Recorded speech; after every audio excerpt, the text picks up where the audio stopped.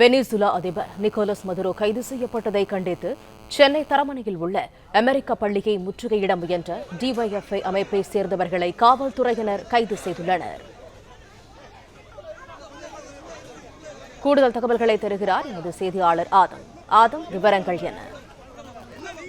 சென்னையில் அமெரிக்க பள்ளியை முற்றுகையிடும் என்ற 50 கைது செய்ய தரமணி போலீசார் ஈடுபடுவதால் பரப்பப்பட்டுள்ளது.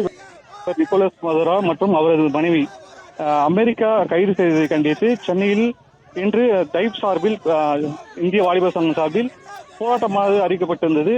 இதில் தரமணியில் ஒன்று கூடிய டைப் அமைப்பினரை போலீசார் தடுத்து நிறுத்தியதால் அவர்களுக்கும் போலீசாருக்கும் டைப் அமைப்பினரிடையே பெரும் வாக்குவாதம் ஏற்பட்டது. பின்னர் அமெரிக்க பள்ளியை முற்றுகையிடும் பிளே ஸ்டோர் மற்றும் ஆப் ஸ்டோரில் இருந்து பாலிமர் செயலியை QR கோடு மூலம் பதிவிறக்கம் செய்யுங்கள்.